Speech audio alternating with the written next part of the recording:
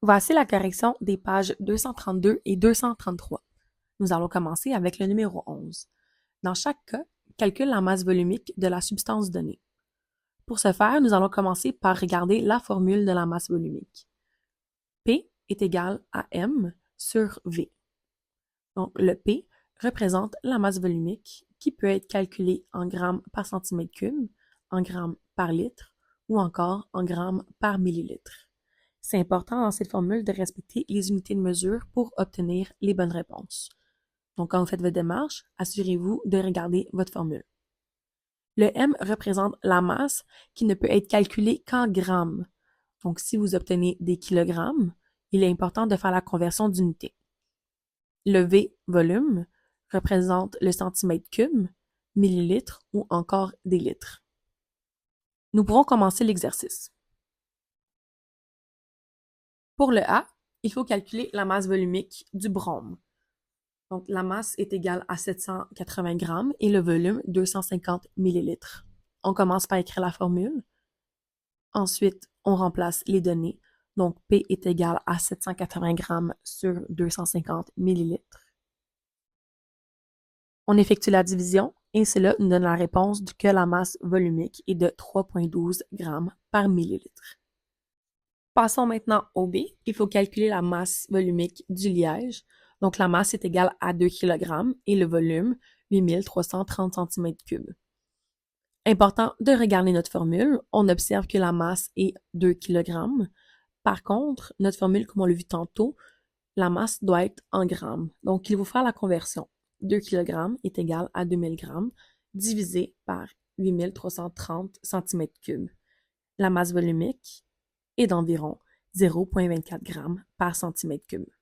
Donc, il est toujours important de référer à la formule pour s'assurer d'avoir les bonnes unités de mesure.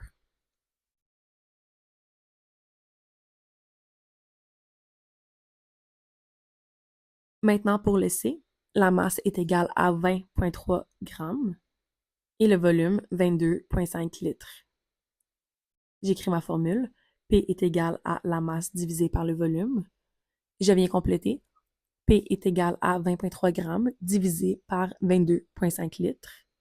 Ma masse volumique est égale à 0,9 g par litre. Je suis allée vérifier si l'unité de mesure était la bonne. Effectivement, on peut calculer la masse volumique avec des litres. Passons maintenant au numéro 13. La vessie de Hahn contient 200 ml d'urine dont la concentration en créatinine est de 12 mg par litre. Quelques instants plus tard, la concentration en créatinine est de 8 mg par litre.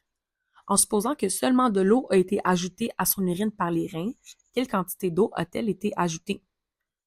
Comme vous le voyez, j'ai surligné en jaune les informations importantes et en rose ce que je dois calculer. J'ai également écrit à côté le V2. J'ai remarqué que c'est une dilution parce que j'avais déjà une solution d'origine et nous avons ajouté de l'eau. Donc, nous avons dilué quelque chose. Je commence par écrire ma formule et ensuite, j'écris mes données. Ma concentration 1 est la concentration initiale qu'il y avait dans la vessie de Hahn, donc 12 mg par litre. Mon V1 est égal à la quantité d'urine dans la vessie de Hahn au départ, donc 200 ml. Ma concentration 2 est égale à 8 mg par litre car c'est la concentration obtenue après avoir ajouté de l'eau. Finalement, mon volume 2, c'est ce que je cherche, je ne le connais pas puisqu'on ne sait pas quelle quantité d'eau a été ajoutée à l'urine qui était déjà dans la vessie.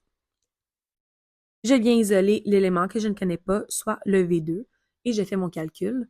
Ma paire reste ensemble, C1 fois V1 divisé par C2. Donc, 12 mg par litre fois 200 ml divisé par 8 mg par litre. Et je viens bien sûr barrer les unités de mesure qui sont les mêmes. Finalement, mon volume 2 est égal à 300 ml. Je viens ensuite vérifier. Je cherchais un volume. Je regarde ma réponse étant millilitres. Millilitres est une unité de volume, donc je sais que j'ai calculé la bonne chose. Finalement, je dois calculer la quantité d'eau qui a été ajoutée dans la vessie.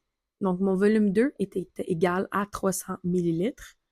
Je vais venir soustraire à 300 ml le volume initial. Donc, 300 ml moins 200 ml qui étaient déjà dans la vessie de Anne, ça donne un total de 100 ml. Ainsi, il y a 100 ml d'eau qui a été ajoutée à son urine.